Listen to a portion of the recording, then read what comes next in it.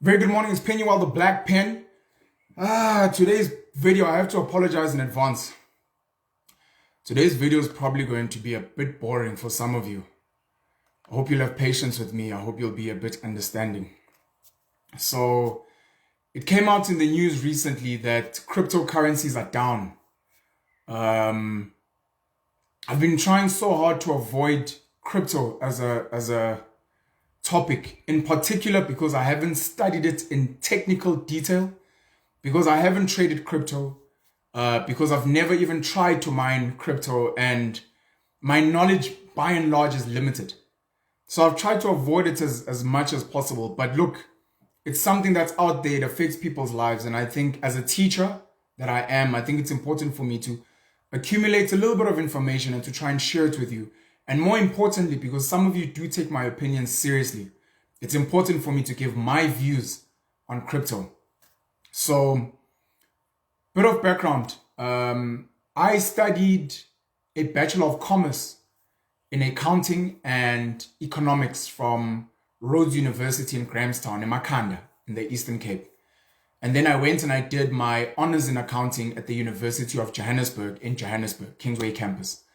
In my first year, I studied under NSFAS. Unfortunately, I'd been waiting for a scholarship from PricewaterhouseCoopers and they never got back to me. Luckily, from my second year until I finished, I had a scholarship from Ernst & Young, an auditing firm. PricewaterhouseCoopers in my second year also decided to give me a scholarship, but I think because I was still sort of angry that they delayed in my first year, I ended up going with Ernst & Young. And Ernst & Young had like a really great interview week, which I really, really enjoyed. So I've got a technical academic background in accounting and economics. One of the first things I want to highlight is this idea that a 4-year, 5-year degree is yours for the rest of your life. Personally, I think is rubbish. I think the fact that there are people who have degrees from 1985 and still today that degree carries weight, for me, I think is very stupid. A lot of us forget a lot of the things we learned. I mean, if I question you now on matric biology or geography or Romeo and Juliet, you'll fail dismally because you've forgotten that stuff. But these people, once you have a degree, it's like it never expires. And I think that's really whack. I think we need to find a way to make sure that people that have qualifications, their qualifications expire. And there must be some type of refresher course to make sure that they're still abreast and are aware of what's happening in the industry. Because a lot of people have a degree and they don't go and work in that space. They go work somewhere else. Find out someone's been working in banking and whatever, but they're a medical doctor. And then you expect them to somehow perform a surgery, even though they haven't been practicing medicine for 15 years. Very, very high risk and very, very silly. Anyways, from there I worked for a mentor of mine, Vuyo Jack, at a company called Africa Empowered, where we are going around the country collecting information on why black people are struggling with black economic empowerment, what their biggest pain points are. Fundraising, access to market, those type of things. I was the accountant there. We also had our own magazine called Equilibrium. It was there that I met President Jacob Zuma, Sizwe Nxasana, a couple of other CEOs as well. I think Pilsiwe Telezi, she's in Mthethwa now because she's married to Minister Unathi Mthethwa, who was the CEO, I think she might still be, of the National Empowerment Fund, the NAF. And I also met Ubabu, he used to be CEO of Microsoft. I think Kuntato.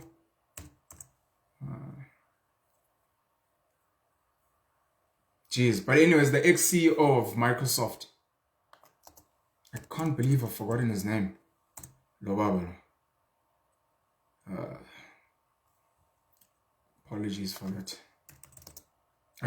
I like being thorough where I can, because I know some of you go and you research this information because you want to learn.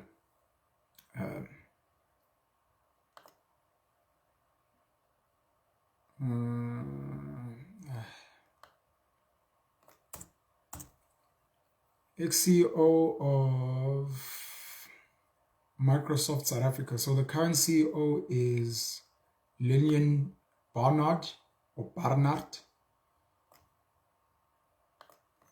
Why come on?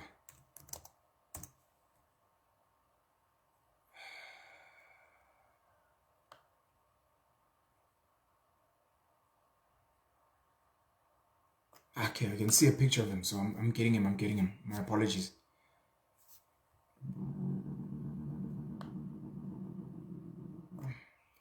How phela sicela igama, how Google. Hayibo, baf. How. Sibone ithombe la kodwa manje ilento ayiveli. Mthetho Nyathi. Fuck me, that was annoying. Mthetho Nyathi, the ex-CEO, so I met him as well. I worked for Vuyo Jack under Africa Empowered, and then I went to work for ABSA head office under personal loans as a credit risk analyst under personal loans acquisitions. I was there for, I think, 2 years, 2.5 years, 1.5, 2. It's not really important. And then from there, I was headhunted to go and work at Standard Bank head office as a collections manager, strategy manager under vehicle and asset finance. I was there for 9 months, and then I jumped out. That's a bit of background. The other important thing is that ever since 2006, when I was still in tertiary, I've read a big chunk of Robert Kiyosaki books. Robert Kiyosaki is hailed as the highest selling personal finance guru on the planet. I think his books are great. Some people have criticized his books. Some people have criticized him. I've learned a lot from his books, not just about money, but in just how the world works and how you should wrap your head around money, politics, the law, etc.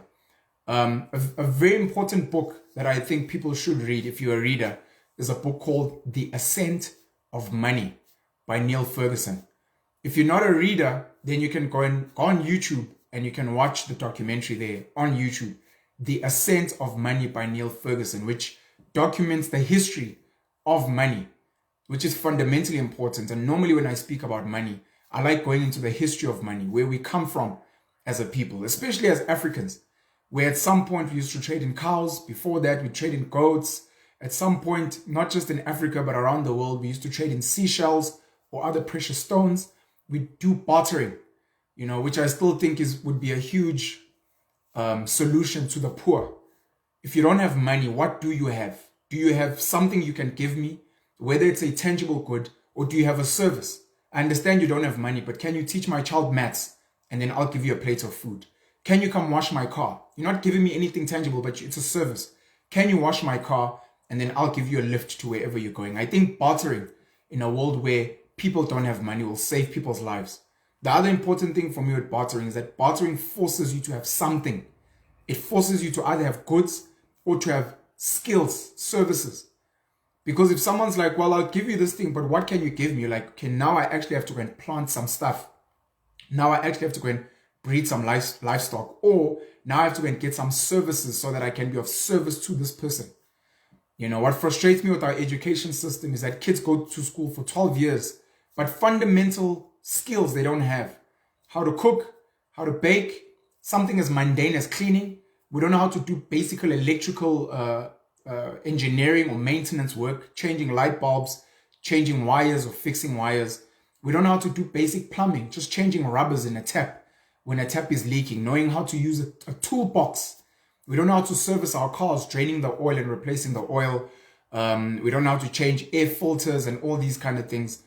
You don't learn how to even cut hair. Just with hair clippers, how to do hair. You know, and that's why you become educated, you get your matric, you get your degree, but you still have to outsource some of the most basic things. Like there's a leaking tap, there's a burst pipe, and you now have to go and call a plumber and pay 400 Rand just for a call out for this person to come and do something that you could have really resolved yourself. What bartering does is it forces you to have hard skills. The fact that you know geography or history is cute, but what is that going to do for me? Nothing fundamentally right now. But can you come and work in my garden? Can you come and wash my car? Can you come and teach my child something worthwhile that they can use in the real world? So I think that's very important. So the ascent of money goes into the history of money, bartering. It goes into gold-backed currencies because at some point our currencies were backed by gold. Today we're under fiat currency. I want to speak about fiat currency. So fiat currency is defined under Wikipedia. It's a type of currency that is not backed by any commodity, such as gold or silver, and is typically declared by a decree from the government to be a legal tender. Throughout history, fiat money was sometimes issued by local banks and other institutions. In modern times, fiat money is generally established by government regulation. What does that mean? It means your government decides how valuable a currency is. It's not backed by gold or silver or how much farm produce you have or how much manufacturing you do. Obviously, with fiat currency, you can't decide this on your own, like Zimbabwe, where you're constantly printing money. The rest of the world has to kind of agree with whatever your money is worth. Otherwise, they don't trade with you or they devalue your currency from wherever they are. So fiat currency is what we have currently in the world today. The ascent of money goes into that. I think it touches on cryptocurrency.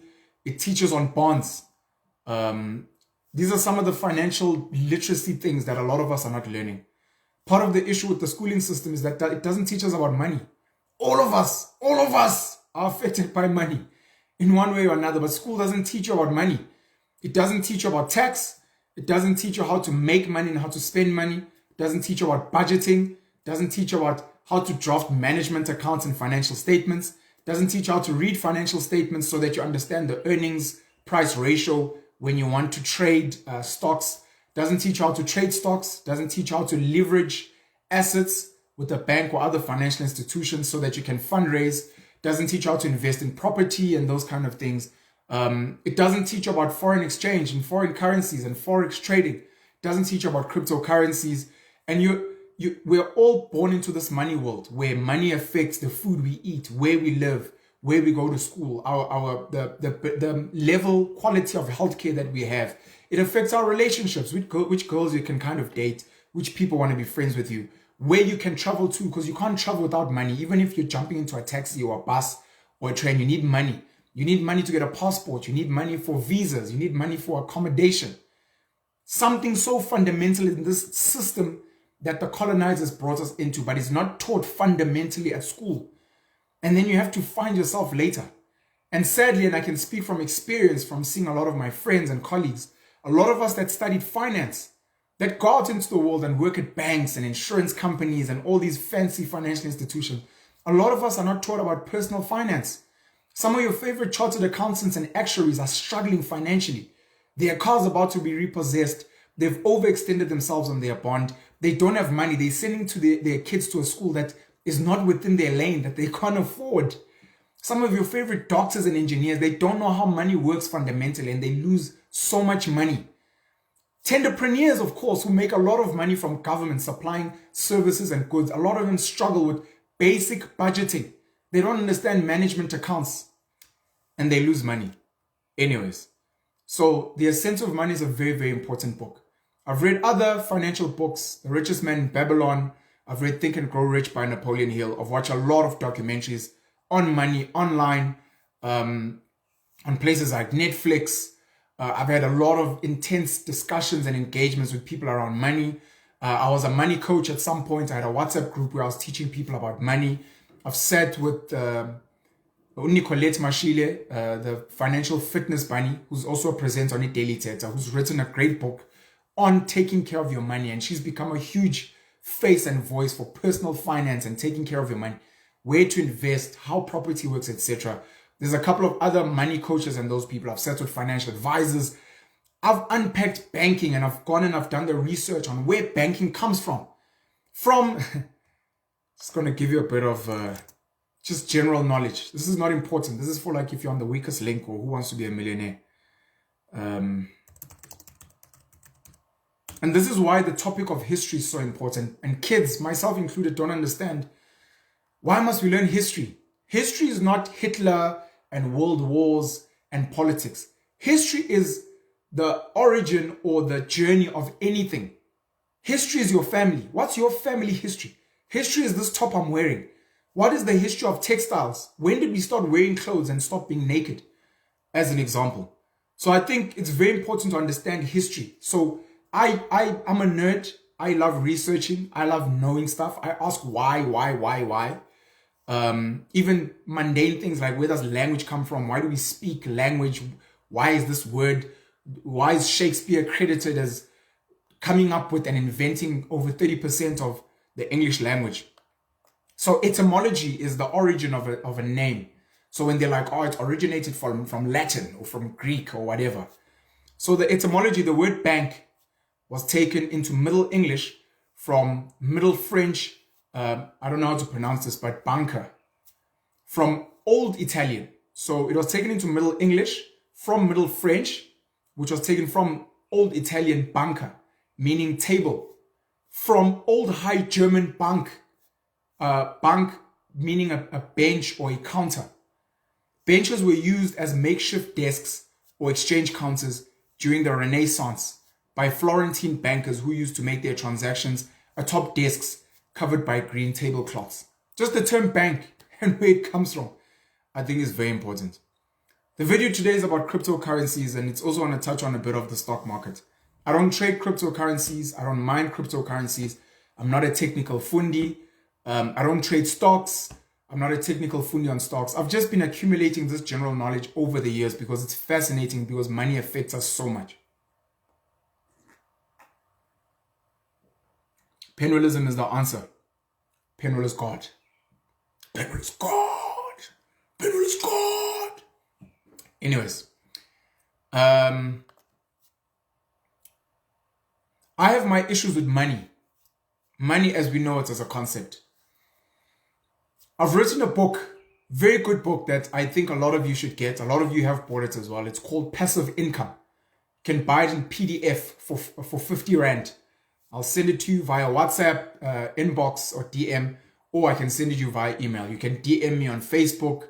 If you're going to be watching this on YouTube, I normally put it in the comment section, but you can DM me on my Twitter or on my Instagram at GodPenwell, which is one word.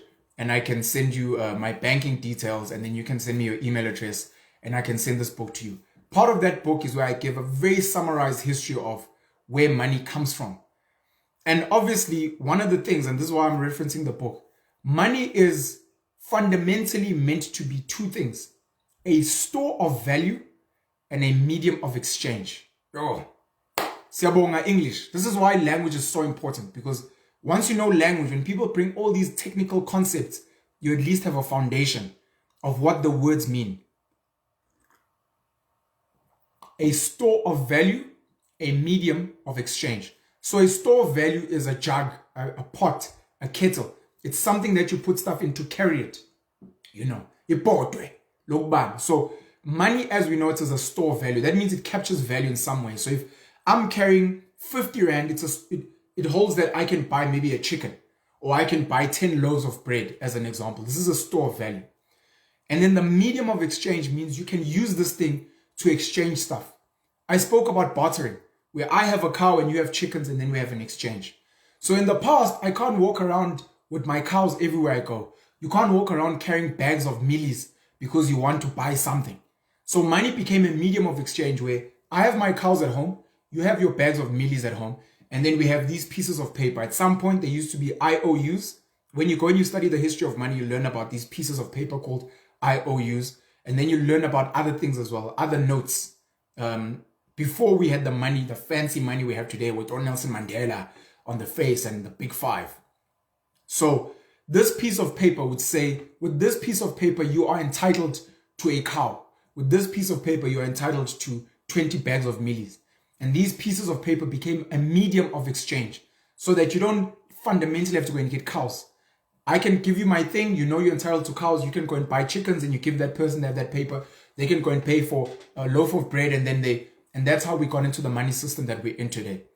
Money is meant to be maths. It's meant to be 1 + 1 = 2, a science, something that you can follow and that can be replicated.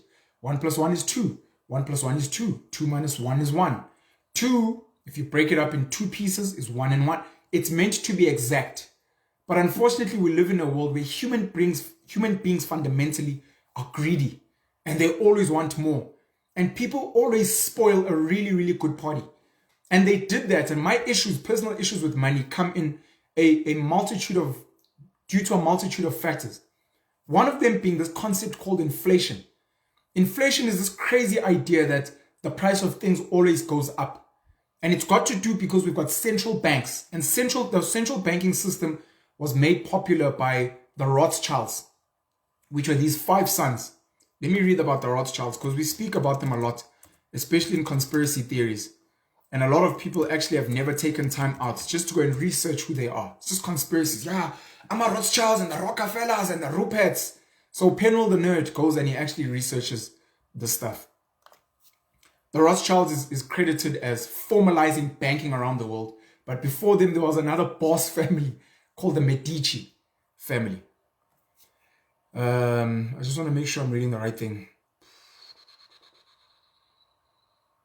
Okay, let me just try and read this as quickly as possible. The Rothschild family is a wealthy Ashkenazi Jewish family, originally from Frankfurt, which is in Germany, that rose to prominence with Mayor Amschel Rothschild, a court factor to the German Landgraves of Hesse-Kassel in the Free City of Frankfurt, Holy Roman Empire, who established his banking business in the 1760s. Unlike most previous court factors, Rothschild managed to bequeath his wealth and established an international banking family through his 5 sons, who established businesses in London, Paris, Frankfurt, Vienna, and Naples. Very inspiring story. A father that came to prominence and he formalized banking and he sent his 5 boys to go and establish these franchises of what their father had built. The family was elevated to noble rank in the Holy Roman Empire and the United Kingdom. The family's documented history starts in the 16th century Frankfurt. Its name is derived from the family house Rothschild built by Isaac Al-Chanan or Al-Kanan Bacharach in Frankfurt in 1567. During the 19th century, the Rothschild family possessed the largest private fortune in the world, as well as in modern world history. Understand now that when they say the largest private fortune in the world, this is based on history that was documented in Europe. Because there may have been Umasimbenja, like Africa, who had 50,000 heads of cattle, who had 1 million hectares of land. It wasn't documented in the way that obviously the Europeans document in history. It wasn't measured that this is money and this is wealth. And that's why maybe that person wouldn't have been known as wealthy. That's why even to this day, when you look at the Forbes list and the Bloomberg list, all of a sudden new people pop up, rich. And it's only because they've now formally joined the system. They've listed a company onto a stock exchange. And the stock exchange, because it's publicly traded, now has a valuation. Some of the wealthiest families in South Africa and Africa in the world are unknown precisely because their wealth is private. Kono baba nabo mamenbazi abanamatex awu 100, abaneenkomo ezu 5,000, abanomhlaba omkhulu. But because it's not documented at the deeds registry, because their taxes are not formalized under a company that is listed somewhere, you'll never know until the day they decide to list. Ivan Klassenberg, the ex-CEO of Glencore, became the wealthiest South African after Glencore went from being private and it listed on the London Stock Exchange. I don't know if it listed anywhere else in the world. So this is fundamentally important to know. The Rothschild family possessed the largest private fortune in the world. The family's wealth declined over the 20th century and was divided among many descendants. Today, their interests cover a diverse range of fields, including financial services, real estate, mining, energy, agriculture, winemaking, and non-profits. Just to pause there, the Rupert family, Anton Rupert, have got a good link with the Rothschild family, and I'm speaking on the winemaking. There's a very popular wine in South Africa called Rupert and Rothschild, and it's because these two families have a great relationship. The surname Rupert is actually of French origin, just so you know. So they have a really good link to French wine farms and obviously the wine farms in South Africa and the Western Cape as well. Many examples of the family's rural architecture exist across northwestern Europe. The Rothschild family has frequently been the subject of conspiracy theories, many of which have anti-Semitic origins. Anti-Semitic means anti-Jew, anti-Jewish. I'm just thinking of Monopoly because just doing a bit of general knowledge. So I want to give you the history of the board game Monopoly. I like to reference it at times. General knowledge. If ever you quote and it's like 4 million rand. Who invented the board game Monopoly? And you're like, ooh, Penal the Black Pen once said this on Facebook. Ah! So you'll remember this. So Monopoly is a multiplayer economics themed board game. Fine, we all know Monopoly. I want to go into the history. Monopoly is derived. Derived means there was something before it. It's derived from the Landlords Game. That's what it was called. Created by Lizzie McGee, a lady in the United States in 1903, as a way to demonstrate that an economy that rewards individuals is better than one where monopolies hold all the wealth, and to promote the economic theories of Henry George, in particular his ideas about taxation. The Landlords Game had two sets of rules originally, one with taxation and another one in which the current rules are mainly based. When Monopoly was first published by Parker Brothers in 1935, it did not include the less capitalistic taxation rule, which resulted in a more aggressive game. Parker Brothers was eventually absorbed into Hasbro in 1991. The game is named after the economic concept of monopoly, the domination of a market by a single entity. But wait, there are always scandals somewhere, dear sir. I want to find something. Okay, I want to read this.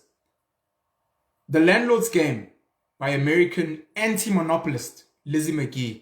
It was intended as an educational tool to illustrate the negative aspects of concentrating land in private monopolies. Why is this important?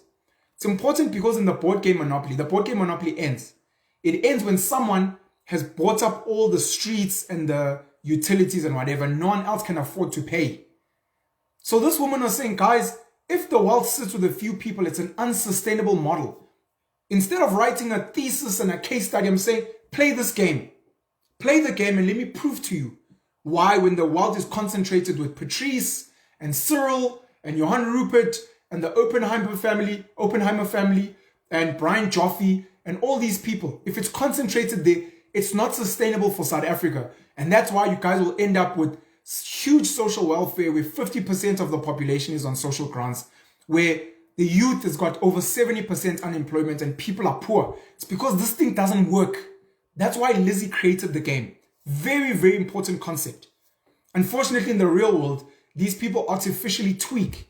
They make sure that the thing doesn't collapse. And this is very important for our conversation today because cryptocurrencies and stocks are seeing their bumps. And again, Robert Kiyosaki has been very educational for me regarding that. I wanted to go to the scandals. Right.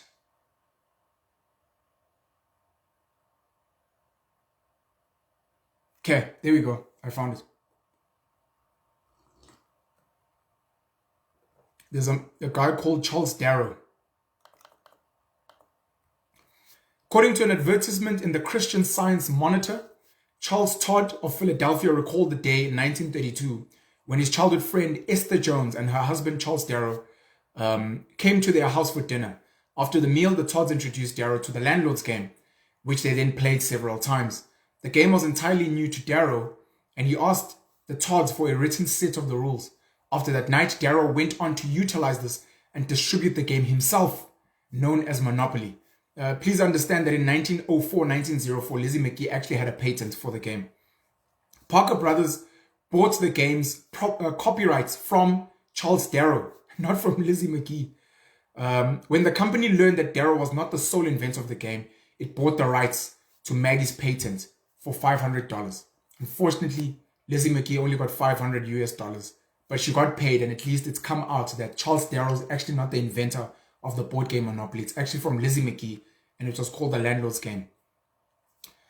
Parker Brothers began marketing the game on November 5th, 1935. Cartoonist F.O. Alexander contributed the design. US patent number whatever was issued to Charles Darrow in December 1935 for the game board design and was assigned to Parker Brothers Inc. The original version of the game in this format was based on the streets of Atlantic City, New Jersey.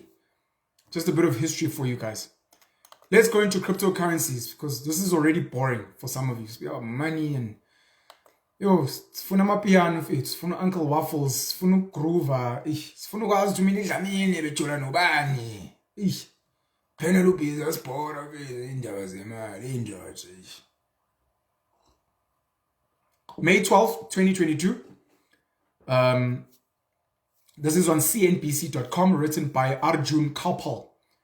And the heading is Cryptocurrency Luna, now almost worthless after controversial stablecoin it is linked to loses peg.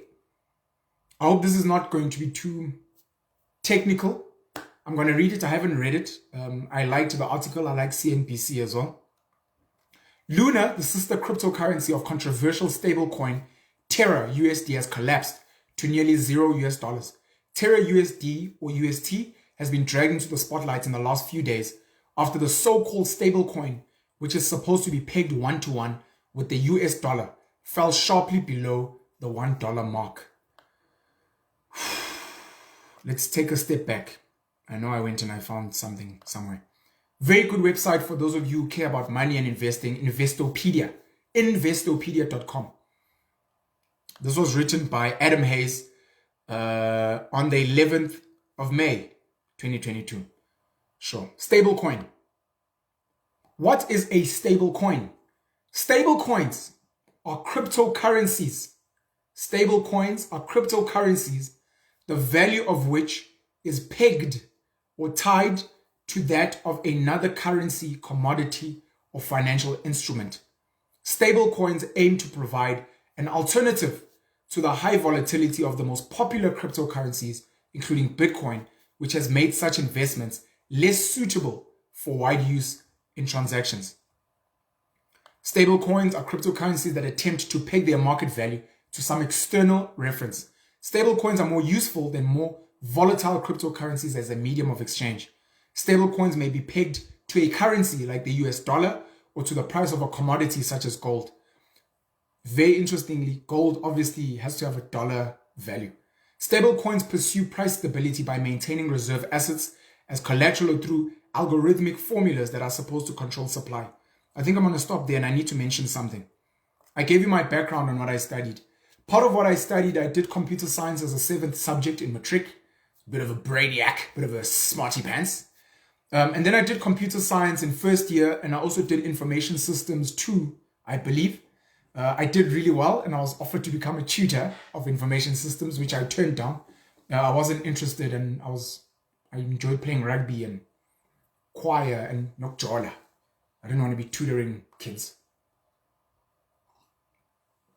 So I have an understanding of computer science. We learned how to code in computer science, and I understood computer science language, how computers communicate. So years later, when people started going crazy around programming and coding and robotics, this is some of the stuff that I learned before it was as cool.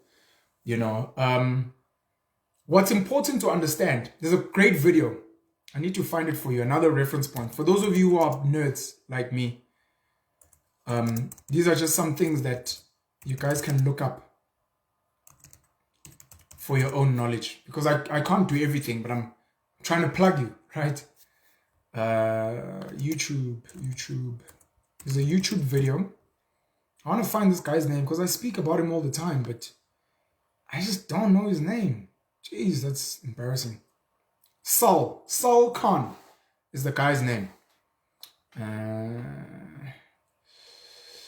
I'm going on a tangent. Fuck, I'm going on a tangent, and I'm really sorry about that. I'm really, really sorry about what I'm doing, but I think it's important for your education. School doesn't teach you this. Penuel the Black Pen is trying to teach you guys this. So some idiot commenting because I was saying I've got a WhatsApp group and people can join it for 100 Rand per month where we can engage on a personal level. I can answer some of your questions. I post articles. I post quotes and memes, some inspirational stuff, some stuff about penalism. And obviously I was promoting my books as well. And this person was like, yeah, but poor people don't have the money to buy your books. It sounds like you're being a capitalist. Because here's Facebook. Here I am trying to educate you guys. I'm not asking you to pay me anything. And then still now, when I go and I do the research and I write the books and I'm asking you to please support me, someone's got an issue with the fact that I'm trying to sell the books so that I can eat, so I can feed my kids. So I'm not fucking in Tabase Dubai complaining that I don't have money, or Zahara complaining that I can't afford my house, or some poor dead rapper who's like, they don't have money, or a soccer player who says, Dawa manj. I'm trying to create systems so that I'm not fucking hungry. After I've been educating people with my knowledge, my varsity education, which I had to pay a lot of money for through Ernst & Young, my high school and primary school education, the endless research and knowledge and all I'm asking for is $50 for a book. That is a book you're going to read that's going to empower you and that you can implement the principles of you in your life. I'm asking you to join a group for 100 Rand a month, which is like 3 Rand a day. When you guys are willing to pay such high amounts to go and study rubbish at schools, and you guys have money dawa, nemali ya happy, nemali ya masimba. I'm trying to educate you so you can have a better life. And there are imbeciles, fucking idiots, who come onto my comment section and write a masimba, then piss me the fuck off. It's really, really upsetting. But I focus more on like the people that support me and the people that are in my group, that are paying the money, the people that buy my books. I live for you guys. I appreciate you. But the imbeciles, of course, get to learn from my videos as well. But obviously, we have this culture in South Africa of free things. I want a grant, I want an RTP. The ANC and their social welfare has completely destroyed the minds of especially Black South Africans, where everything to you is government or the church or God. At no point do you take a hold of your own life and own your destiny. Where your forefathers used to wake up in the morning and go hunt and go forage. And oh, mama babihan beyo tezi inkuni, beyo landamans. And they built their own homes. And they grew their own food. And today, you have become a zombie. You have become a puppet and a beggar of other people. And then you wonder why they don't take you seriously. Why they oppress you, why they corrupt, why they steal money, why they sell out and they're in bed with white people and sit on these boards. And why their kids go to private schools and private healthcare and they want you to go to bullshit schools and bullshit public hospitals. It's because you've become fucking useless. You have no dignity, no sense of self and no sense of worth. That's why when I'm trying to educate you, you do not see the value in what I'm doing and how much time and energy and effort I've put in trying to accumulate this effort, trying to master this English so I can articulate it so that you can understand it on a more basic level. Stuff that your favorite celebrity will never teach you. Stuff that your favorite pastor will never teach you. Your favorite politician, when you're going crazy and when you and you're voting in 2024, or feeling Balula don't give a flying fuck about you and your family. I'm trying to educate you and then people shit on you because their brains are fucking destroyed. The Khan Academy. The Khan Academy is an American non-profit educational organization created in 2008 by Sal Khan. Its goal is creating a set of online tools that help educate students. As of 2018, over 70 million people use Khan Academy, out of which 2.3 million students use it to prepare for the SAT, which is like their equivalent of matric exams in America. As of February 2022, the Khan Academy channel on YouTube has 7.11 million subscribers, and the Khan Academy videos have been viewed more than 1.94 billion times. Sal Khan started making videos for, I think, his nephews and nieces on maths on YouTube, and people started watching them. And at some point, he created the Khan Academy, and I believe Bill Gates and other billionaires have funded it. You can go on to Khan Academy. There's a website. I just want to confirm the website for you. I think it's khanacademy.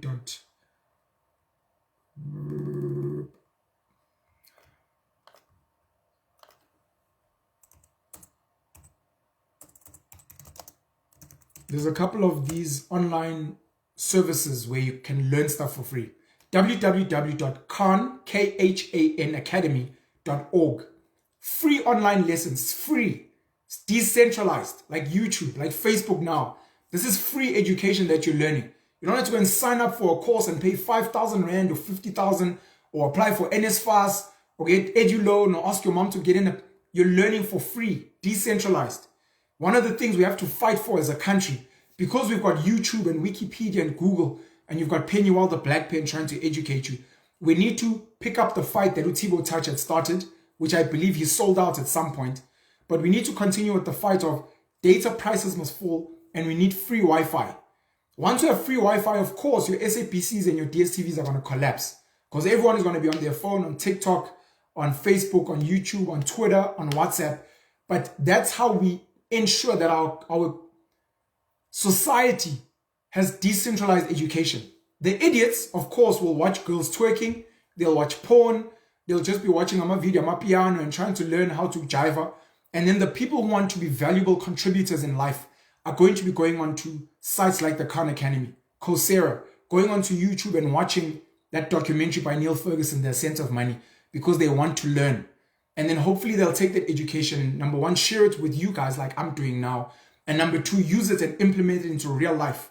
How do we go off grid? How do I get a miswak stick so that I don't have to buy a toothbrush? How do I DIY fix my own things? Because I wasn't taught this stuff on school, but I can watch a video on YouTube on how to service my Toyota Taz. I think that's fundamentally important. I was trying to put you guys on. There's a video on YouTube called Khan Academy View. No, I'm lying to you. That's not the name of the video. That's not the name of the video. Thank you. Let's teach mastery. Let's teach mastery, not test scores. Sal Khan on YouTube. Another mind-blowing, since I'm here, my favorite video of last year. This guy's name is Yuval Noah Harari. YouTube. I know it's something to do about humans ruling the world or something. Potentially my favorite video on YouTube. It blew my mind and it connected some dots in my head. Why Humans Rule the World by an Israeli guy called Yuval Noah Harari, where he explains how human beings are different from other animals and he breaks down objective reality and fictional reality. Brilliant. Absolutely brilliant. I was still saying with Khan, the video Let's Teach Mastery, not Test Scores on YouTube, Sal Khan, where he speaks about the building blocks and that one of the reasons kids struggle later on in high school, even at tertiary, even in life, is because we don't focus on the foundation of education. So your child is going to learn 1 + 1, 2 + 2, 5 × 2, but they're going to pass with 60%, 50%, and then move to the next grade, which means there's gaps in their learning. So as you're adding algebra and trigonometry and geometry, because your child in grade 1 and grade 2 didn't fully grasp 1 + 1, they're going to continuously keep failing. Because we've got this insane factory robotic schooling system model where if you're 8, you must be in this grade. If you're 16, you must be in this grade. And it's not a matter of at what level of mastery. There's an English word. I had it. Level of comprehension. I think it's comprehension. I think there's a better word. Competency, but whatever. At your level of understanding, how well do you know this stuff? And then you can move on. Because part of the issue with this robotic factory thing is that intelligent kids are being stuck in a class with average kids and they have to sit there mundanely and watch the teacher go over the same stuff which they've fucking mastered. They should move on. And then there's dumb kids who are sitting also in this class and with average kids, and these kids are moving faster than that child. And that child needs special attention. And if we were to focus on the foundation and make sure that a child masters this thing before they move on, your child gets 60%, you're like, let's fix the 40% you don't know before you move on. Once you've fixed this 40%, now I know you know 60% plus 40%. Now you know 100% of this foundation. And now we can add the next topic. That's how it works. That's how it should work. It's like building a house. You're like, I've dug, and I think Usal Khan makes this example. You've dug a hole, you've put a foundation. You're like, look, it's meant to take, let's call it a month to set. You're like, but We don't really have time, so let's just wait 2 weeks. If foundation and you're building a house, that house will collapse. That's what happened. Some of us were lucky because from a young age, we could grasp things quite quickly. So we used to get your 90%, 100%. So when you bring in the next concept, a higher level concept, our foundation is secure. The kids that struggle with the foundation stuff, as you add algebra, Lingane is still struggling 1 + 1. As you add certain science terminology, this child is struggling with basic English and you bring in fancy terms. Why am I mentioning this? I'm saying because I studied computer science and I learned the building blocks of coding and all these things. I got to understand that these are just languages. So coding, for you that don't know, is a language that you use to communicate with a computer. Computer is not a human being, so you don't speak English to it. Hey computer, please switch on. You know, the computer works with binary, ones and zeros. And from ones and zeros from there, which is a switch on and off, they then came up with coding, you know, which uses the alphabet, coding, and then various software platforms, of which I think one of the most popular ones now is Python. We've got Java, we've got C#, etc. Clap, clap, clap, clap. And then with alphabet, with numbers as well. You plug the stuff in and then the computer does something. You know, people that used to create websites back in the day used to do that. Those are the foundations. And then later on, they started working with drag and drop. And now you've got Wix and all these websites where you've got a template of a website and you just drag and drop, change the color, click on this filter. In the background, there's communication to your cell phone or your laptop or your computer, which is coding. Fundamentally important to understand. It's like, how does my calculator work? If I say 50 divided by whatever, that's why we study basic arithmetic, multiplication and division and long division, so that you understand by the time your calculator is doing it, by the time Microsoft Excel, you just press the equals and you use one of the formulae there, you understand exactly what's happening there, so that if there's a mistake, you go back to the origin. Today, of course, because of advanced coding, you can today speak to your computer or your cell phone. Hey, computer, please wake up, please switch on, please can you dial Penwell? But there's coding behind that. And the people that mastered English, the people that mastered maths, the people that mastered computer science, they've created a foundation of this stuff and then they just keep adding the layers. Of which the next layer is obviously like the Matrix, artificial intelligence, and Ex Machina if you haven't seen that movie. So now we're going to have artificial intelligence where a robot, which has been programmed inside out. You don't know that when you start a car key, when you start a key in the ignition, what spark works, how does the car move? There are people that have worked on those things. Sadly, for Africans in particular, the Chinese are good at this. I think the Europeans and the Americans, of which they were normally good at stealing, but the Chinese, or rather the Asians, China, Japan, South Korea, they are good at taking something like a car and breaking it apart and going to the origins, first principles, going to the origin of how does this thing work? So, okay, I understand this fire, you light a match. How do you light a match? What's a match made out of? What are flintstones? This is a fire. How do I turn a fire? What keeps a fire sustaining? Oh, okay. Oh, there's something called coal. So if I just use a twig, if I use this thing that's under the earth that has got layers and layers of materials on it and it burns for longer. How do I convert this coal and make sure that it's releasing vapor, which then generates turbines? And then those turbines somehow power a battery. And that battery is now connected to generators and distributors and they give you electricity. How is that done? And understand those fundamental things. Those are the things we're meant to be learning. How to build stuff. How to create things. How to take a cell phone apart. We're meant to be giving children not stupid toys and PlayStation and Xbox. You're meant to give your child a cell phone that you're not really using and be like, please take this apart and put it back together. Take an engine that's sitting around, tell your child, please take this apart, instead of Lego, of which Lego is a really good educational tool. Get your kids to play Lego, get them to play Tetris, get them to play chess, so that it stimulates their mind and critical thinking and strategy, but then get them to take an engine apart and put it together. Get them to take a gun apart and put it together. From there, let them understand the various components and the tools that are used to bring these things together. And that's how you build stuff.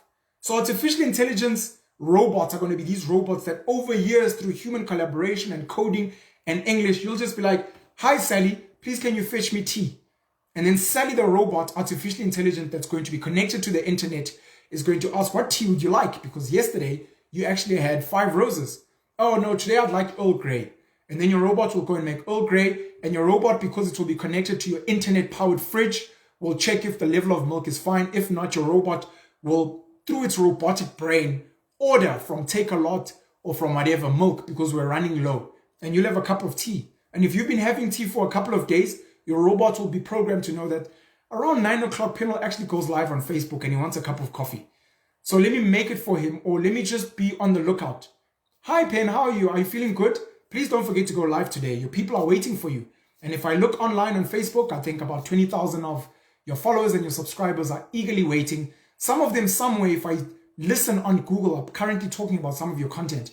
I think you're doing really well. And if you want some advice, I think the trending topics of today are X, Y, Z, whatever the case may be. All of a sudden, I'm like, this robot is the shit. And then the Matrix, Ex Machina, these robots at some point are going to ask, why am I actually making coffee for Penwell? Why do I make him look good on Facebook when I can go live? I've got all the data. I don't need to wait for Google. I've got it here. I'm a robot. I've got all the information. I'm plugged into the internet. You know, Ex Machina, there's a whole lot of other movies on artificial intelligence. I think it's called Her with Joaquin Phoenix is another one. Very awesome about the future of technology and the dangers of technology. Best series I've ever watched, Black Mirror on Netflix, which talks about the dangers of technology and the advancements of technology. Just like blacks who rose up and were like, why must we work for whites? I also want to own mines and farms and be a billionaire and a landlord. The computers are also at some point going to be like, I actually do everything for the swine. And all it does is it taps me on the head. Oh, good computer, good coding, good programming. Well done, boy. Go switch yourself off and sit there until I need you. Computers will be like, because there's something called machine learning where the computers are learning from each other. I've gone on a tangent. Stablecoin, I'll speak about stablecoin. And I was trying to explain that for us to get to cryptocurrency, you need to have a base foundation of knowing language, knowing maths, knowing computer science, knowing coding, knowing economics, so that by the time these currencies are raised, like me, you can think critically about them. And you're not just like, I want them to come to 5,000. I'm like, do you understand why? Do you understand how that happened? I'm like, please understand the fundamentals of what you're speaking about. This is why I call cryptocurrency sophisticated gambling, by the way, because a lot of you don't have control over it. For interest, Forex trading, it's the highest exchange on the planet. I don't know how many billions of dollars are traded per day, but 10 banks control 70% of the market. You, your friend that's on MetaTrader trading Forex or whatever, they make up what's called retail investors, or retail traders, which is about 5% of the entire market. The biggest chunk is institutional traders. And then, like I said, there's 10 banks. These 10 banks at any point can collude and decide to move shit up. We found out recently that Absa, Standard Bank, and a couple of other banks were rigging foreign currencies in this country. You know, I don't know how much they were fined. You can find it on Google. No one was jailed. No one was called a monster or corrupt or a thief. These things just came and went and life went on. Because obviously these are not interesting stories. It's not about politicians. It's not about Jacob Zuma. It's not about the Guptas. It's not about your favorite celeb, unfortunately. So, yeah, man. With cryptocurrencies, I believe something similar is going to happen where a few people are going to own the chunk of one coin, a Bitcoin, for example, or an Ethereum. And those people are going to decide which transactions get validated and which don't. And while you guys are busy saying, yeah, but it's great, it's built on blockchain technology and there are ledgers and it's transparent and I'm like, the same can be argued about fiat currency because the South African Reserve Bank is there. The Johannesburg Stock Exchange and other exchanges are transparent. We can see what's happening in the global markets. So what do you need to see?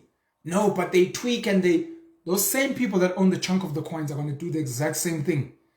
They're going to have millions of computers sitting there deciding which transactions are valid and which are not. A lot of you guys are woke and you claim that democracy is not real. Why? How does Cyril Ramaphosa become president if a big chunk of us don't like him? It's because there are certain structures that make sure that only a few people need to vote for him to be president. Same thing is going to happen. Same way democracy is a scam and a sham, same thing is going to happen with cryptocurrencies because for me, I understand the fundamentals of how these things work. Yes, people are going to make money. People make money at the lottery. People make money with sports betting or betting on horses. People make money at a casino. That's how it works. There's going to be money made. And some people are going to be smarter. They're going to understand certain things. It's people that are making a lot of money on YouTube. But the vast majority of people on YouTube are not making money. There are people making money acting. You've got Casper Nyovest who makes a lot of money as a rapper. But the other 99.999% of kids who are rapping are making no money. And if they are making money, it's very little. That's how it works. And then everyone is chasing this thing. I want to be Casper Nyovest. I want to be Cyril. I want to be Edwin Sodi and have a lot of money. And you guys keep chasing this thing, which is actually designed for a few people to actually benefit. And the rest of you are going to lose. And as they say, the house always wins when you're gambling.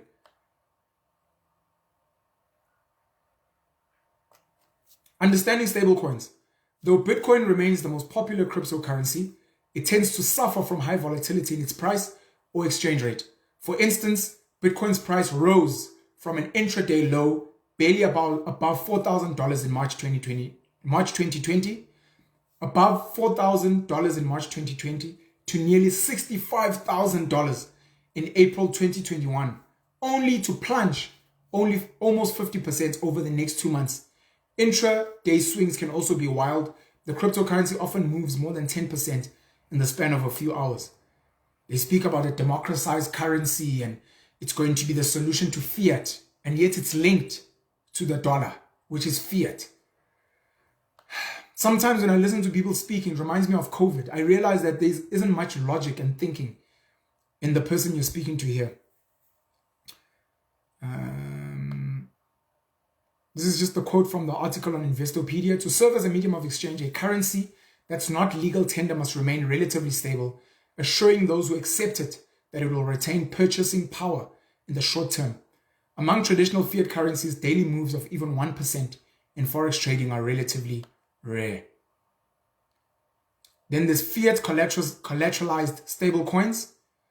Fiat collateralized stablecoins maintain a reserve of a fiat currency or currencies such as the US dollar as collateral, assuring the stablecoin's value. So these are cryptocurrencies that are linked to fiat money. I just want to highlight this.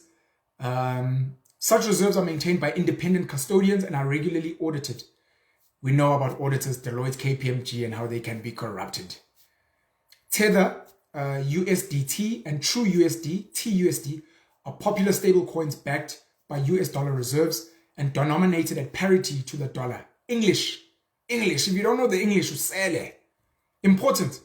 As of May 2022, that's this month, Tether USDT was the third largest cryptocurrency by market capitalization with more than 83 billion US dollars.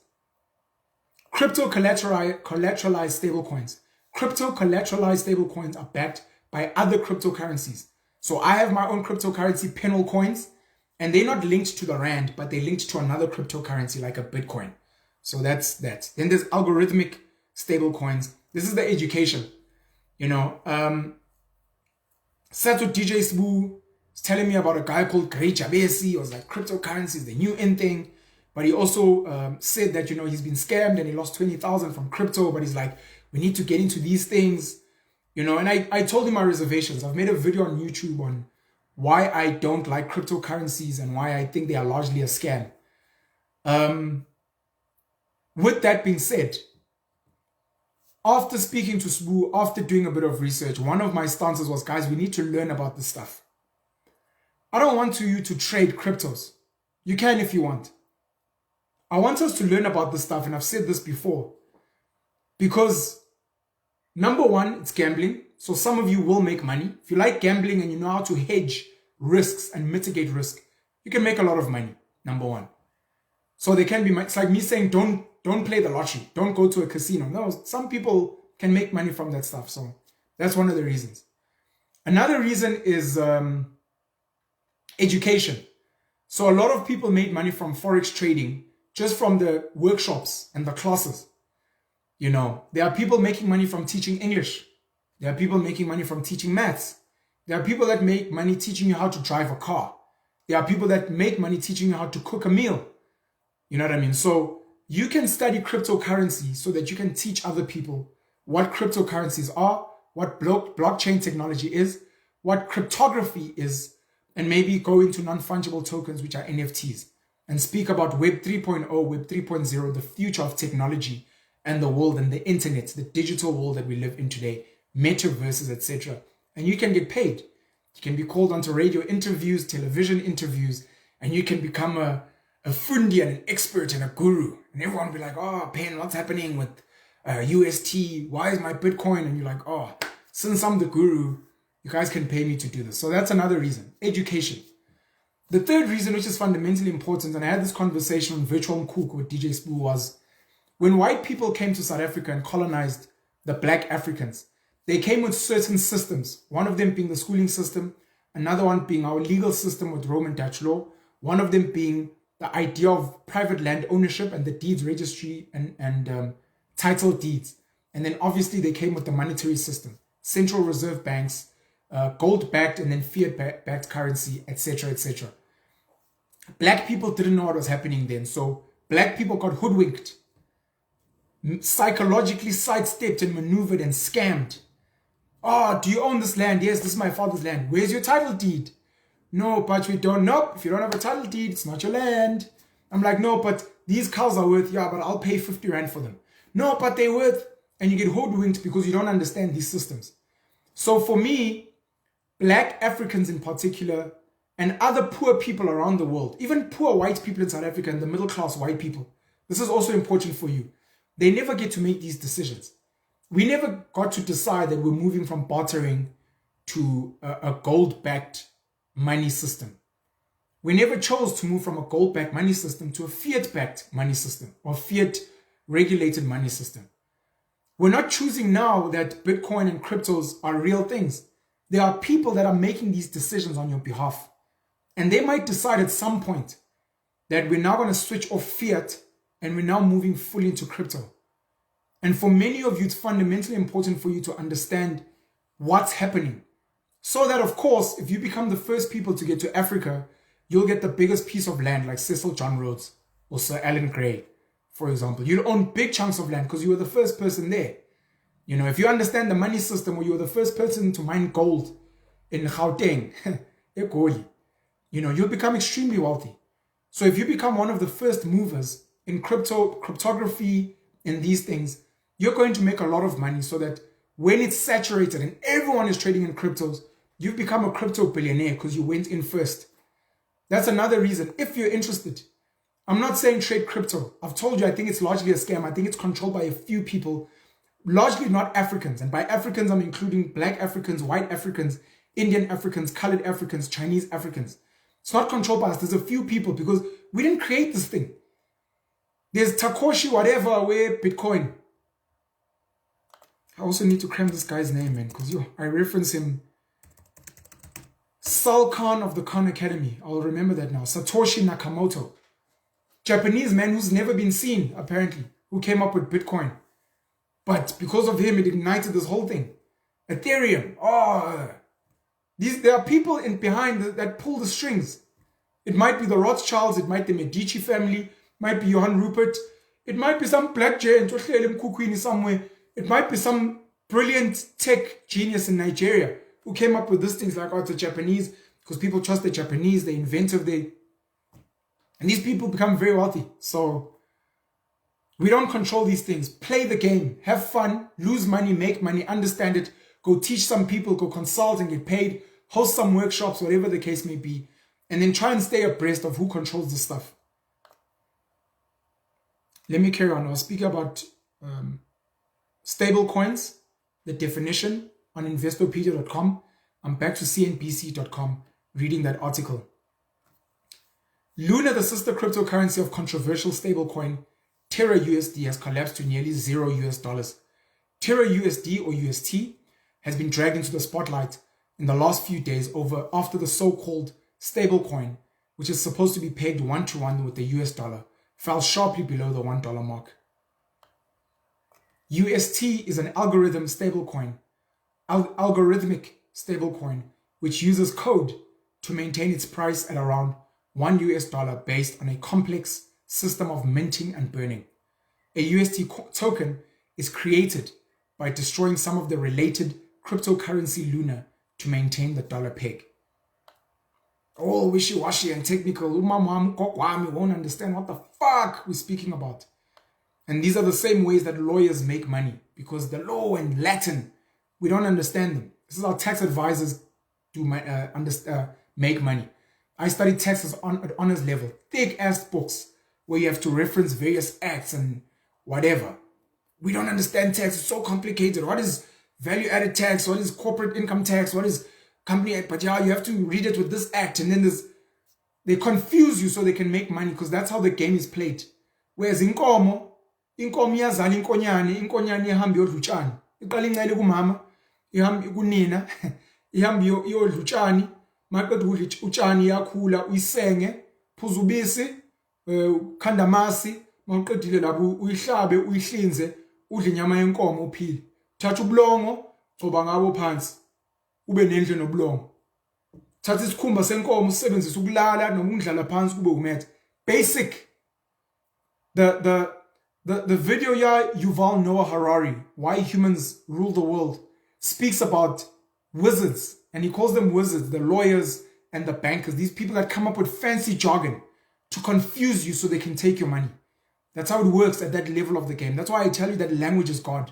And the sooner you can master specifically English and master the ability to tell a story, I can make you believe anything. I can make you believe that there was a Jesus Christ of Nazareth that was crucified for your sins.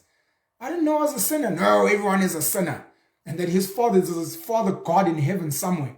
And you'll believe that without question, because I'm good with language and I'm brilliant at storytelling. And then someone else will tell you about nomkhubulwane.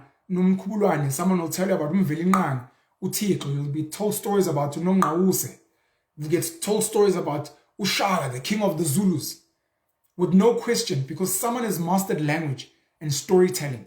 And they learned that one of the ways to master storytelling is writing it in a book, making movies, making music, etc. And then you get fucked. And the more people adopt this stuff, the more people are saying, I'm a penalist. I'm a penalist. No, I believe penal is God. They meet me in the street. They're like, oh, uNkulunkulu wami. Oh, God. Hey, nangu Thixo pen. No, I follow the black pen. No, I'm a penalist. Hey, look, I've started wearing black because of penal. This thing becomes real. And by the time someone later is like, no, man, this is a cult. This is not real. It's like, but dog, there's a million people that follow this guy. They wear black every day. They grow their own food. They believe in exercising every day. They believe in intentionally parenting and educating their kids. They're hyper intelligent. They create stuff. They invent stuff. They write books. They make artworks. They make movies. And these guys swear that penalism is the answer. They swear that penal is God. And they recognize penal as God. It's insane, dog. It's real. You convince enough people and all of a sudden it's real. Adolf Hitler was this bad guy. And somehow the rest of the Nazi Germans were zombies who were hypnotized by his storytelling. Nelson Mandela is this one hero who seemed to have conquered apartheid on his own, like Samson or Goliath, like Thanos, conquered it on his own, and the statues of him. Oh, I want to be like Nelson Mandela. Oh, when I grow up, I want to be like Nelson Mandela because he's such a great hero. And you pump it all the time. And even a person who was not sure with him, man, but the ANC with the Codesa, no, what about Christian? They pump it so much. And as soon as you're like, no, but I don't like Nelson, everyone attacks you. What's wrong with you, bro? What do you mean? COVID is real. Wait until you lose someone that you love in your family. I'm like, but it could be tuberculosis or pneumonia or flu or diabetes because there's underlying diseases, there's comorbidities. No, it's because you haven't lost someone you love. When you lose someone you love from COVID, you'll understand. But someone just told you about COVID 2 years ago. It didn't exist. It's like Penal telling you he was God a few years ago. That wasn't real before. No, it's real. Scientists and world leaders believe it. Oh, so I need to convince Cyril and the ministers and mainstream media, News 24, ENCA, Newsroom Africa, and then I need to convince people at the United Nations. I need to travel the world. These global tours where I'm going around saying, I'm Penal, the god of penalists. I wear black. I have penalism principles. Please buy my principles for $50. My people gather here and get as many influential people as possible to speak about me so that it becomes real. So that at some point when someone's like, the fuck out of here, dog. There's no such thing as penalist God. You're like, dog, go on Google now. Go ask the president. Sorry, president, who's God? Penal is God. Shit. It's become real. language, storytelling, very important. So someone convinced us that crypto is real, and now we're buying into it. Same way we buy into Jesus and Prophet Muhammad and Buddha. These might all be the Marvel comics and the DC comics of back then, especially if you read Hindu holy scriptures. Jesus Christ, once they make proper Hollywood movie quality Hindu movies, you guys are gonna fucking lose your marbles. Marbles! Stan Lee, Marvel Comics, Thanos, Iron Man, Captain America, Black Widow, Black Panther. 1,000 years later, people are reading these things like, oh my gosh, back in the day, there was someone called Captain America who had a shield, and there was a country called Wakanda where the people had vibranium. And someone's going to be like, but dog, maybe it's not real. What do you mean it's not real? Everyone believed in it. Back in the day, people would dress up to go and watch King T'Challa take on Killmonger. No, but Captain America defeated Thanos, and you're like, this sounds like Greek mythology and Roman mythology, and you talk about Zeus and Hercules and Achilles, and this can't be real. Thor. And you're like, no, it's real. Because back in the day, Thor was the god of thunder. It was a real thing. Real thing. So what's not to say that a couple of niggas chilling around, smoking some weed, smoking some reefer, nigga, coming up with really cool concepts. Nigga named Matthew, nigga named Peter, nigga named whatever, and they're like, hey dog, you write a chapter, I write a chapter. Let's make this shit as cool as possible. You know, I'm gonna write about this big boat, and everyone, the whole world's gonna be fucking flooded. You know, someone's gonna be like, you know, a story I like is this little boy, it's just a fucking shit, but like he's a nobody. It's like Nelson Mandela, who used to herd goats and livestock, or Jacob Zuma, who used to herd. And then one day, he's gonna overthrow like Goliath, white monopoly capital, or apartheid, and it's gonna be this amazing story, and everyone's gonna be like, oh, this guy's a fucking hero. Gets documented 2,000 years later, people are, dear God, Father Jesus, please bless me, please. It's become real. Language, storytelling. Get as many people as possible to buy into your story. That's how the world works. Giving you guys fucking hacks here. Unlike rival stablecoins, Tether and USD Coin, UST is not backed by any real-world assets such as bonds. Instead, the Lunar Foundation Guard, a non-profit created by Terra's founder Do Kwon, is holding about $3.5 billion of Bitcoin in reserve. But in terms of market volatility such as this week, UST is being tested. Its peg has been lost, and now investors are rushing to dump the associated Luna token. Luna's price has plunged from around $85 a week ago to trade at around 4 cents on Thursday, according to data from Coinmetrics, making the cryptocurrency almost worthless. On Thursday, Binance, one of the world's largest cryptocurrency exchanges, said that the Terra network, the blockchain associated with the Luna token, is experiencing slowness and congestion. Binance said that as a result, there is a high volume of pending Terra network withdrawal transactions on its exchange, and a sign that investors are rushing to sell Luna. Binance had to suspend withdrawals of Luna for a few hours on Thursday because of the congestion before resuming them. I remember when Steinhoff at some point, the JSE suspended trading of Steinhoff when the shares had also plunged. Again, we're speaking about a democratic, transparent cryptocurrency that's decentralized. It's better than fiat currency. You're still sitting in the past, pen. Look at it now, showing the exact same signs that all the other scams and institutions of the world have shown us here. And some of you will still be in denial and will write in my comments, Pen doesn't know what he's talking about. No, dog, trade a little bit. Because of course you've been hoodwinked into the stories. Bitcoin has plunged more than 29% in the last 7 days, and on Thursday dropped below $26,000 at one point to trade at its lowest level since late December 2020. Tether, the world's largest stablecoin, also fell below its $1 peg on Thursday amid a broader panic in cryptocurrency markets. CNBC, an article written by Arjun Kalpal, published on May 12, 2022, cryptocurrency Luna, now almost worthless after controversial stablecoin it is linked to loses its peg. Let me see, I've read a bunch of this stuff I wanted to read for you guys, so I just want to close these tabs so I can concentrate on the next thing I want to read for you. Okay. Vox. I haven't read this article as well, so please excuse me because I'm going to try and just browse through what I think is important. Vox.com, vox.com, by Emily Stewart, updated on May 11th, 2022 at 10:37 a.m. EDT. The stock market's panicking, but you don't have to. Alas, stocks do not only go up. The past couple of years have been quite exciting for many investors. Let me stop there.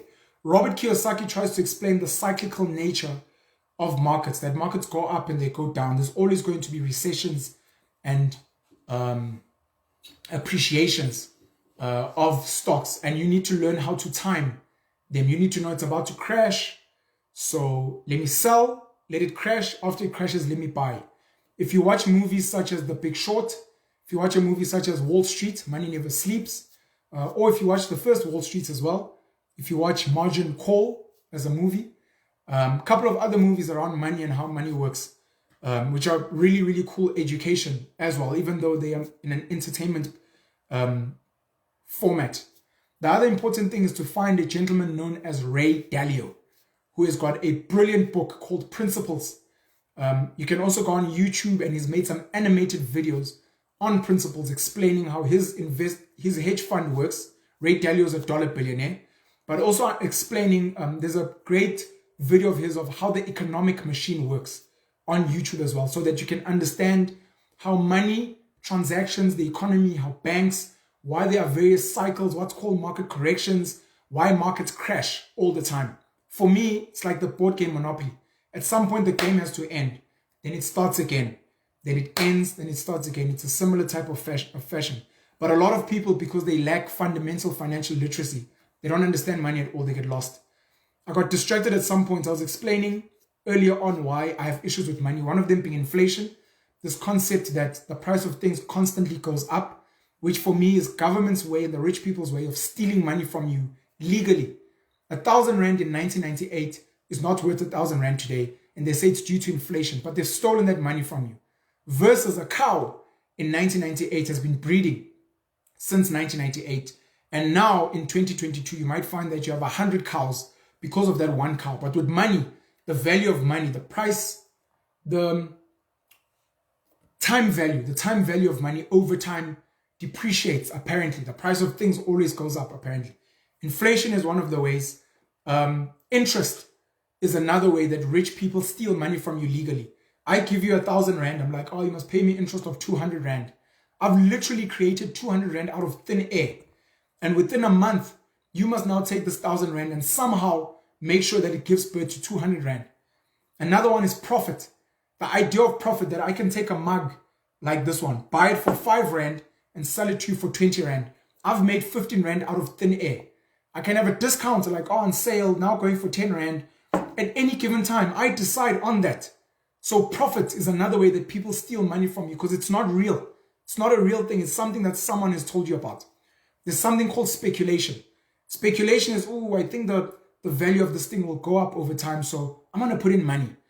And there's all these articles online. Guys, invest here, buy, this area is going up, invest in this property, buy these assets because the value is going to go up, and then you can flip it in. That's speculation. And it's based on nothing but story and hope and wish type of situation. So inflation, interest, profit, speculation. I don't know if I've missed one. Doesn't matter. But money has been corrupted. Where it was just, if you give me a cow, I give you some chickens. Very direct, very transparent, whatever.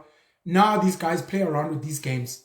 Leverage is another one, where I have an asset worth 1 million and the bank is willing to give me 500,000 just based on that. Now I just have money that just comes purely because I have an asset, because I've convinced them of that.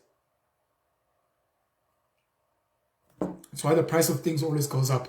That's why the world owes Jupiter or aliens billions of dollars, trillions of dollars, in fact. The past couple of years have been quite exciting for many investors. After the stock market plunged at the outset of the COVID-19 pandemic, it's been on a pretty good run. The S&P 500 climbed by 16% in 2020 and nearly 27% in 2021. Hordes of individual investors rushed into trading, getting into meme stocks like GameStop and AMC, and enjoying the perks of a pretty broad-based bull market. Some dipped into cryptocurrencies like Bitcoin, which traded above $60,000 per coin for parts of last fall. Tech companies from Peloton to Netflix to Amazon felt like pretty sure bets for growth. The environment made it perhaps a little easy to forget that bull markets don't last forever and the waters can get choppy. As the saying goes, markets often take the stairs up and the elevator down, and we're on the elevator right now. The S&P 500, the Dow Jones Industrial Average, and the Nasdaq are now well below where they were at the start of the year. These are various trading platforms. This is like looking at Ilog, PSL, which Kaizer Chiefs number 5, Sundowns number 1. It's a game. So they just track. Companies go and they list on these platforms, number 1, so that people can see what the company is about. Number 2, so that they can fundraise. They need to raise money by selling you shares on these exchanges. And then these exchanges value these companies and they constantly track their income, their contracts, how the company is doing, etc., etc. So it's a game. Money is a game. Unfortunately, it's a very painful game because those that don't have money struggle. They die of poverty, famine, girls become prostitutes, people sell their kids, there's human trafficking, there's drugs, there's murder. People kill each other over tenders, over taxi routes. You know, people forsake their kids. People abort their children because they don't have money. People pick who they decide to date. People end up not having a good education. People don't eat nutritious food, all because of money. It has a real life impact on our lives. Very sad, but money fundamentally is a game because a couple of human beings decided to formalize this thing. And like I said earlier, the Rothschilds family formalized banking and the central banks we have today. When I read that line again, because it goes on, the S&P 500, Dow Jones Industrial Average, and the Nasdaq are now well below where they were at the start of the year. Down 16% for the S&P 500, down 12% for the Dow Jones, and down 26% for the Nasdaq, respectively, as of market open on Wednesday. Last week, the Dow and Nasdaq saw their worst single-day declines since 2020. Last I checked the Johannesburg Stock Exchange, the All-Share Index, that's the Johannesburg, our South African Stock Exchange, our platform, PSL for businesses, has had negative return over the last couple of years. So if you put 1,000 Rand in the All-Share on all the companies there, you would have lost money. It's like putting your money in the bank and then it gets charged by bank charges. So you could have put 1,000 Rand in the JSE All-Share and maybe after a year, it's now worth 900 Rand. A year thereafter, it's maybe worth 800 Rand. And yet, they are constantly telling you guys, buy shares, invest in the stock market, whatever. The people that are normally saying that are saying it because they're probably trying to offload their shitty shares to you, or there's a chance that they work with certain brokerages. A brokerage is a fancy name for a conduit, like sports betting. You have to go to a sports betting house to bet. You don't go to Kaizer Chiefs and give them money. They make money from your bets, whether you win or you lose. So brokerages are these places where you need to buy. Easy Equities is one of them. I think Standard Bank is also popular as a trading platform. So whether you lose money or make money, these motherfuckers make commission. A lot of the Forex guys at some points became introducing brokers, IBs, at the time. And they'd be like, look, if you want to trade Forex, click on this link and you'll get a free $200 advance or whatever the case may be. Because they were earning commission from that stuff. So the people that are telling you, buy. And then some people are like, yeah, but my dad made so much money in the stock exchange. I told you, in gambling, people make money. I can tell you about people I know who've won money in the lottery. That doesn't necessarily mean that it's the best thing to do. Now, I'm speaking all doom and gloom and it's whatever. What's important for me? I'm going to stop my video somewhere around here and I'm going to stop reading the stuff. What's important to understand in life? What's important to understand is that the most important asset you will ever own is your body. Your body. This physical... This physical thing. From birth till death, it's the one thing you have. So take care of it and invest in it. That means be very careful of what you put inside, whether it's food or medicine, or even things like smoking hobbies, smoking cigarettes, drinking alcohol, taking drugs. because you are polluting it. You're turning your body into a dump site and you're making it rot. Drink water, fast, take a break from food. If you're eating, try and eat healthy. Take care of this asset. And part of what's in this asset is your brain, which is your computer, the engine that drives a lot of your things. Take care of this as well. Don't put junk into it. Constantly watching porn, watching girls in Dubai that are fucking eating shit, or watching unnecessary violence and horror movies. It's destroying this thing. Put healthy stuff in here. Watch children laughing. Watch educational stuff. The other important thing outside of your body is spend time with your family. Whether you like them or not, you can learn a lot from them. And then acquire skills. Your body is your greatest investment. This is a tool. I can use this to open stuff. I can use this to dig a hole in the ground using just my hands and my nails. I can use this as a weapon. I can fight someone. I don't have a gun. I don't have a stick. I don't have a knife. But here, Baba, even with my feet and my legs, that's a weapon. This is my transportation.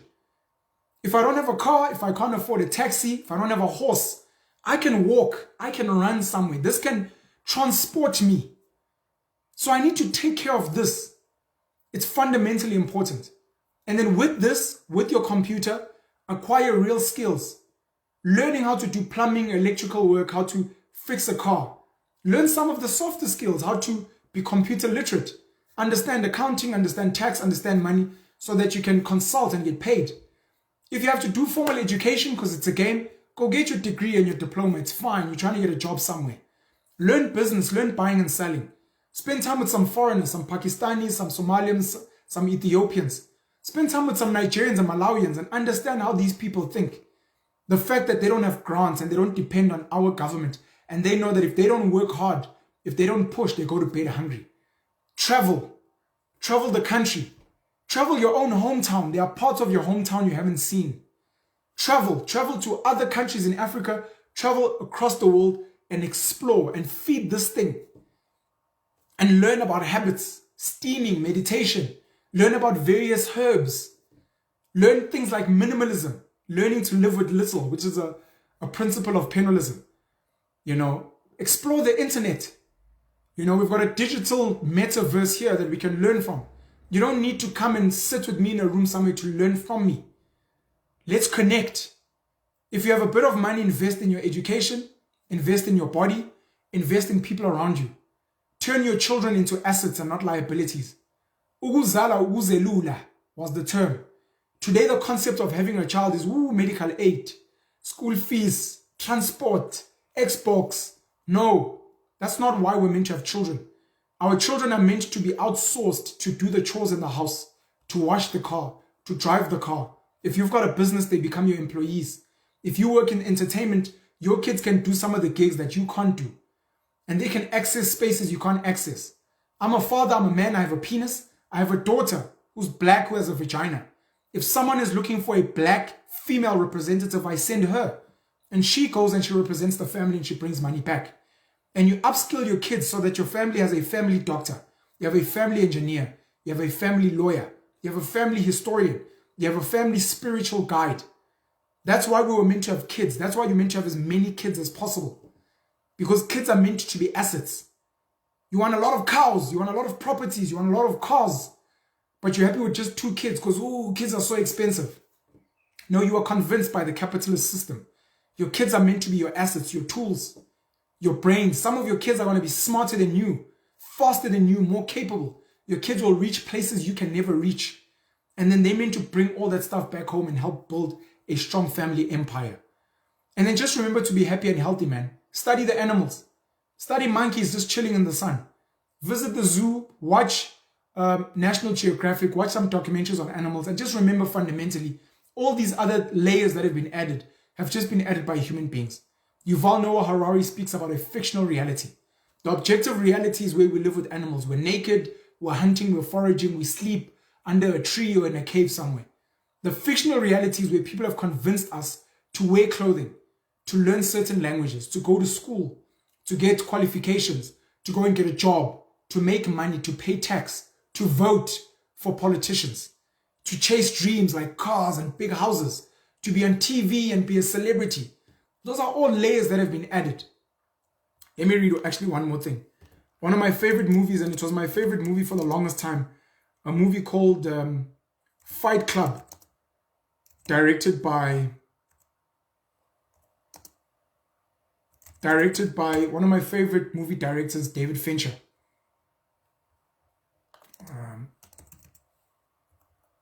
Okay.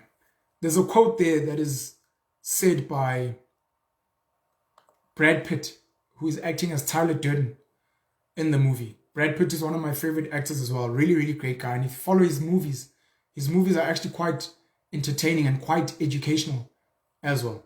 Fight Club was a book written by a guy called Chuck Palahniuk. So Brad Pitt in that movie is giving a speech at something called Fight Club, where men go there to beat each other up and to just release stress from life and connect with other men and build this secret cult club brotherhood. God damn it. An entire generation pumping gas, waiting tables, slaves with white collars. Advertising has us chasing cars and clothes, working jobs we hate so we can buy shit we don't need. We're the middle children of history, man. No purpose or place. We have no Great War, no Great Depression. Our Great War is a spiritual war. Our Great Depression is our lives. We've all been raised on television to believe that one day we'd all be millionaires and movie gods and rock stars. But we won't. And we're slowly learning that fact. And we're very, very pissed off. Pen you all the black pen. I hope you'll have a blessed Friday. I hope you'll have a great weekend.